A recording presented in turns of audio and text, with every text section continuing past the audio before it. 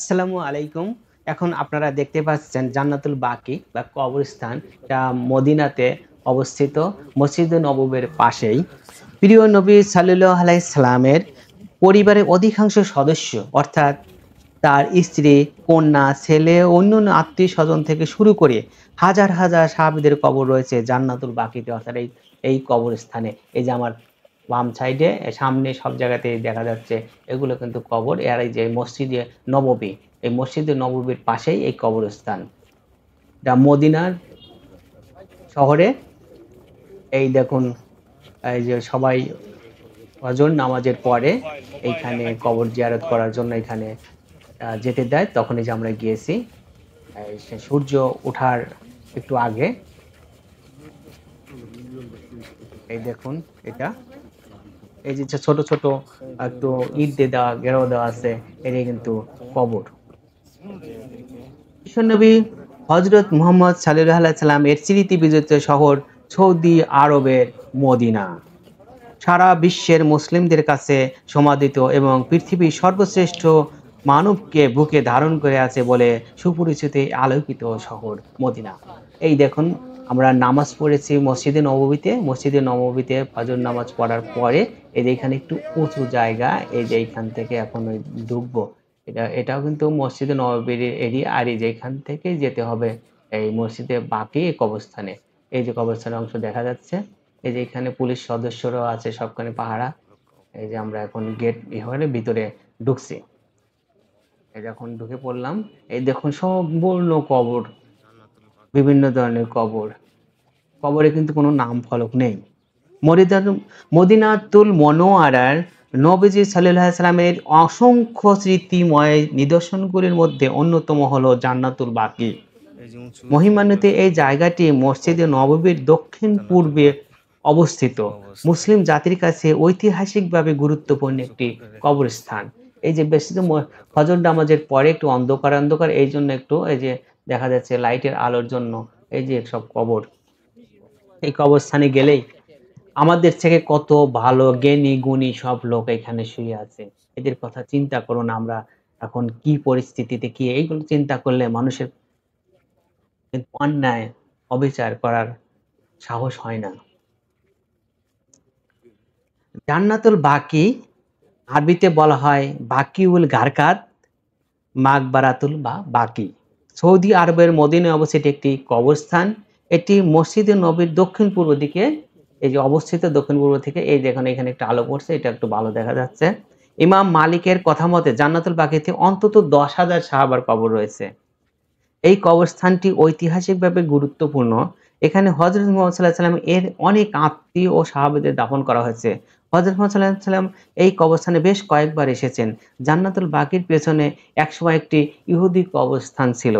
পরবর্তীতে উমাইয়া আমলে তা জান্নাতুল বাকির অংশে পরিণত করা হয়। এই দেখুন সামনে অনেক লোকের সমাগম। এখানে ইমাম মালিক এর মতে জান্নাতুল বাকি যে 10,000 কবরস্থান আছে, কিন্তু এই 10,000 কবরস্থানের এবং এছাড়াও আরো অনেক কবর আছে, কোনো জায়গাতে কিন্তু নাম ফলক নেই। হুজুরে পাক মদিনায় থাকা অবস্থায় তার দুধ ভাই হযরত উসমান ইবনে মাজুন রাদিয়াল্লাহু তাআলা এর মৃত্যুর হলে সাহাবায়ে কেরাম জিজ্ঞেস করেছিলেন তাকে কোথায় দাফন করা হবে। হুজুর সাল্লাল্লাহু আলাইহি ওয়াসাল্লাম ইরশাদ করলেন, আমাকে আদেশ দেওয়া হয়েছে তাকে বাকিউল গারকাদায় দাফন করা হবে। এভাবে জায়গাটি কবরস্থানের জন্য নির্ধারিত হয়। সেখানে সর্বপ্রথম হুজুর সাল্লাল্লাহু আলাইহি ওয়াসাল্লামের দুধ ভাই হযরত উসমান ইবনে মাজুন রাদিয়াল্লাহু দাফন করা হয়। তারপর কবরস্থানের পরিধি দিন দিন বাড়তে থাকে।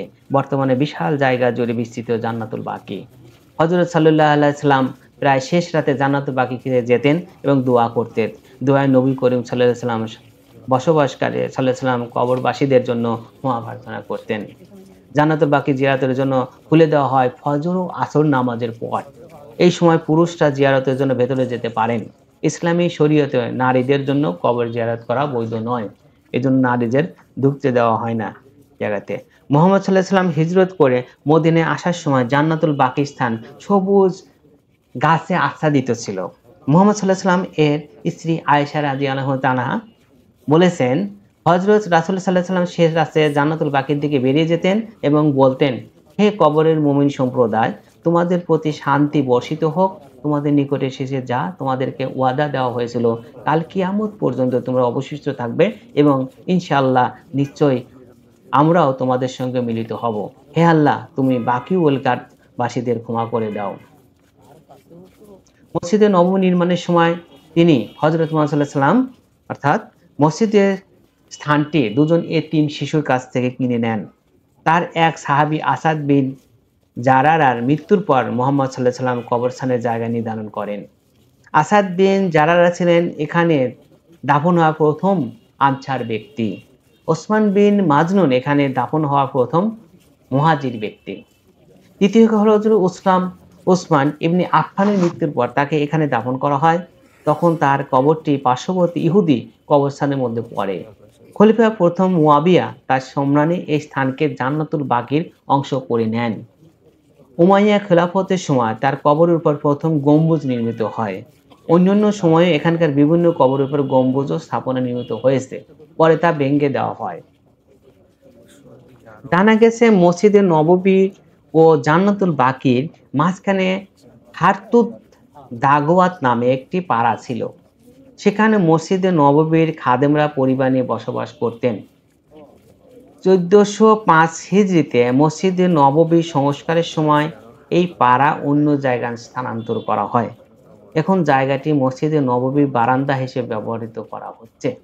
এই দেখুন বিভিন্ন কবর, এই যে দূরে কত বাম সাইডে ডান সাইডে সব জায়গাতে শুধু কবর আর কবর।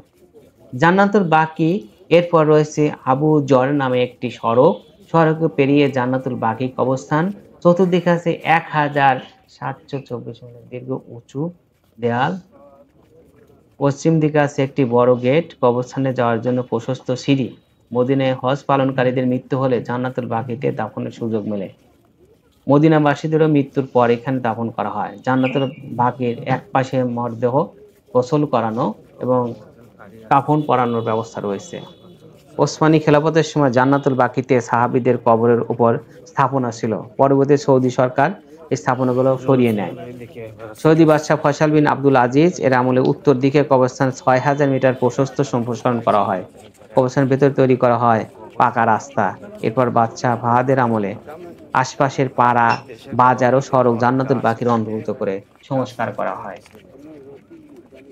জান্নাতুল বাকিতে রয়েছে নবী কন্যা হযরত ফাতেমা রাদিয়াল্লাহু তানহা ও হযরত রুকাইয়া রাদিয়াল্লাহু আনহা, নবীর চাচা হযরত আব্বাস রাদিয়াল্লাহু তাআলা আনহু, নবী পুত্র হযরত ইব্রাহিম রাদিয়াল্লাহু তাআলা,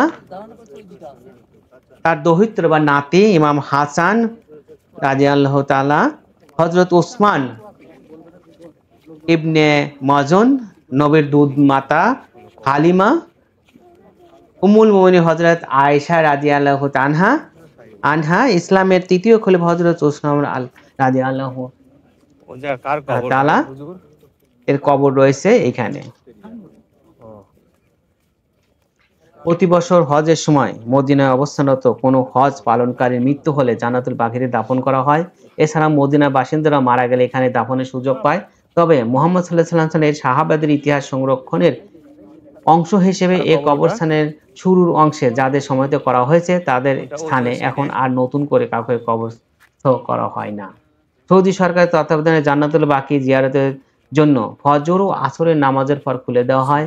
এই সময় মুসলিম পুরুষরা জিয়ারতের জন্য ভেতরে যেতে পারে। ইসলামী শরীয়তে নারীদের কবর জিয়ারত করা বৈধ নয় মর্মে তাদের যেতে দেওয়া হয় না। হাদিস বিশারদগণ জিয়ারতের সময় জান্নাতুল বাকিতে সমাহিতদের প্রতি অনির্দিষ্টভাবে সবাইকে একসঙ্গে সালাম দেওয়া ও তাদের জন্য দোয়া করার পক্ষে মত দিয়েছেন। 1926 সালে আব্দুল আজিজ ইবনে সৌদের শাসন আমলে জান্নাতুল বাকির মাজারগুলো ধ্বংস করা হয়। একই বছর মক্কার জান্নাতুল মুআল্লা কবরস্থানের মাজারগুলো ধ্বংস করা হয়। জান্নাতুল মুআল্লায় হযরত মুহাম্মদ সাল্লাল্লাহু আলাইহি ওয়াসাল্লাম এর প্রথম স্ত্রী হযরত খাদিজা রাদিয়াল্লাহু আনহা সহ আরো অন্যান্য আত্মীয়দের কবর রয়েছে। এই সময় বহির্বিশ্বের মুসলিম সম্প্রদায় প্রতিবাদ জানালেও এসব স্থাপনা ধ্বংস করে ফেলা হয়।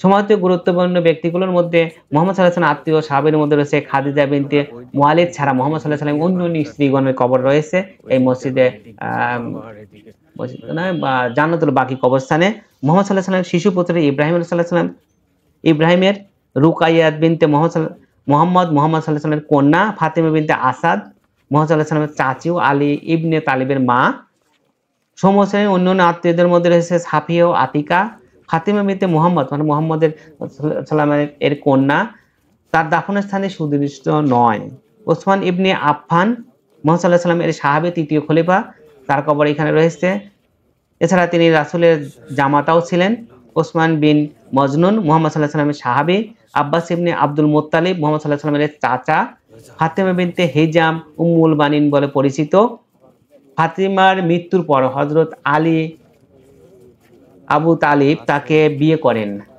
তার কবর এখানে রয়েছে হাসান ইবনে আলী মুহাম্মদ সাল্লাল্লাহু আলাইহি ওয়াসাল্লামের নাতিমা আলী ইবনে আবু তালিব ফাতিমার পুত্র ওনার কবর এখানে রয়েছে ওনার কবরের পরে ইমারত ছিল পরবর্তীতে ওগুলো ভেঙে ফেলা হয়েছে আলী ইবনে হোসেন জয়নুল আবেদিন হোসেন আলীর পুত্র ছিল ওনার যে কারবালার যুদ্ধে প্রাপ্তবয়স্ক পুরুষদের মধ্যে একমাত্র তিনি বেঁচে ছিলেন জয়নুল আবেদিন শিয়াদের নিকট তিনি চতুর্থ ইমাম হিসেবে সম্মানিত মুহাম্মদ আল বাকির জয়নুল আবেদিনের পুত্র তিনি শিয়াদের নিকট পঞ্চম ইমাম হিসেবে সম্মানিত বা সম্মানিত তাকে এখানে সম্মানিত করা হয়েছে এই কবরস্থানে জাফর আল সাদিক মুহাম্মদ আল বাকিরের পুত্র শিয়াদের তিনি ষষ্ঠ ইমাম হিসেবে সম্মানিত আব্দুল্লাহ ইবনে জাফর তিনি আলী ইবনে আবু তালিবের কন্যা জয়নাবের স্বামী ও ভাতিজা ছিলেন আকিল ইবনে আবু তালিব আলী ইবনে আবু তালিবের বড় ভাই ওনাকে এখানে সমাহিত করা হয়েছে অন্যান্য গুরুত্বপূর্ণ ব্যক্তির মধ্যে রয়েছে এখানে যাদের সমাহিত করা আছে তাদের মধ্যে রয়েছে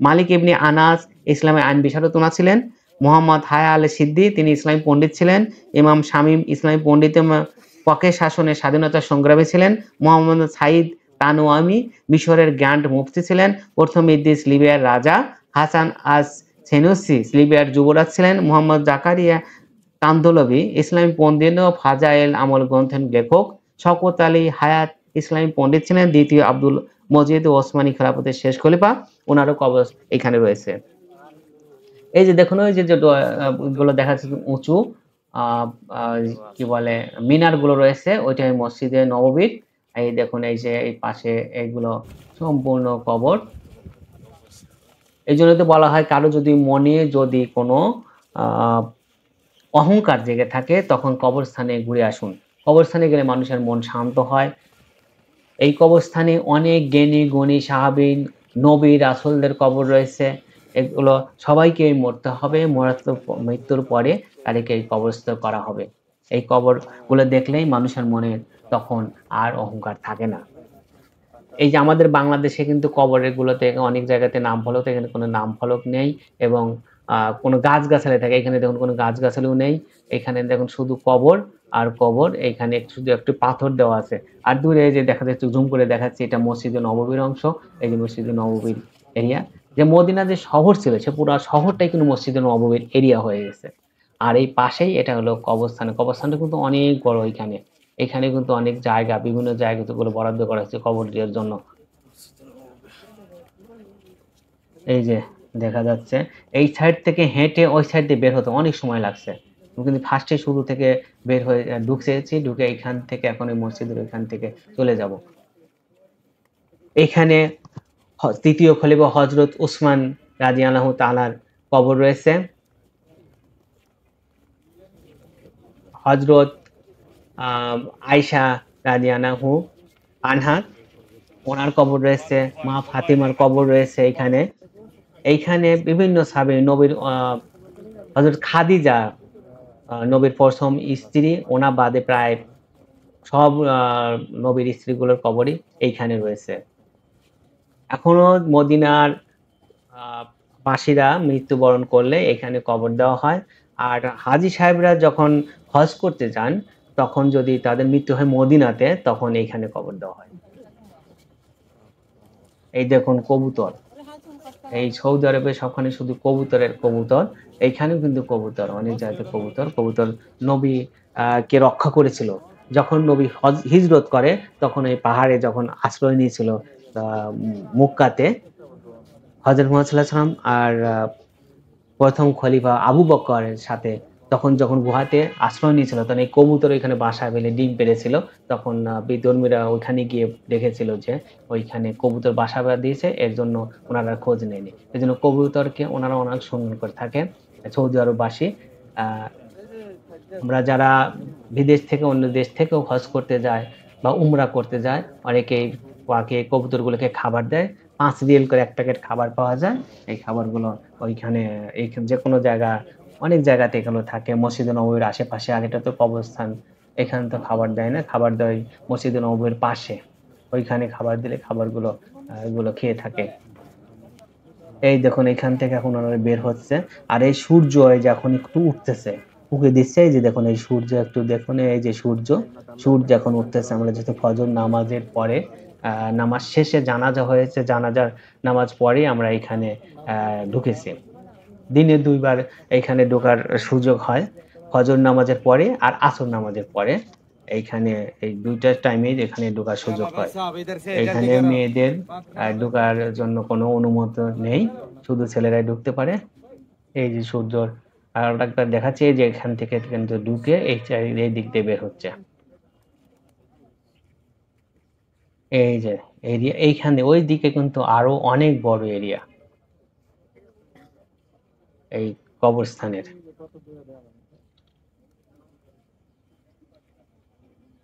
জান্নাতুল বাকির প্রবেশমুখে অনেকে বলে যে কবর রয়েছে মা ফাতেমা আয়েশা রাদিয়াল্লাহু তাআলা আনহুর, কিন্তু ওগুলো কবর কিন্তু নির্দিষ্ট না, যেহেতু এখানে কোনো নাম ফলক নেই। আগে এইখানে কিছু কবরস্থানে ইমারত ছিল, যেমন হযরত ইমাম হাসানের কবর, ওসমান তৃতীয় খলিফা ওসমানের কবর, এগুলোতে ইমারত ছিল, ওগুলো মাজারের মতো করা ছিল, কিন্তু পরবর্তীতে ওগুলো ভেঙে ফেলা হয়েছে। 1926 সালে আব্দুল আজিজ ইবনে সৌদের শাসনামলে এগুলো মাজারগুলো ধ্বংস করা হয়েছে। এর আগে কিন্তু মাজারগুলো ছিল। জান্নাতুল মুআল্লা হযরত মুহাম্মদ সাল্লাল্লাহু আলাইহি ওয়াসাল্লাম এর প্রথম স্ত্রী হযরত খাদিজা রাদিয়াল্লাহু তাআলা যেখানে দাফন করা হয়েছে, ওটা কিন্তু মক্কাতে, ওইখানেও ওই মাজারগুলো ধ্বংস করা হয়েছে। আজকে এই পর্যন্তই। আপনারা সবাই ভালো থাকুন। আল্লাহ হাফেজ।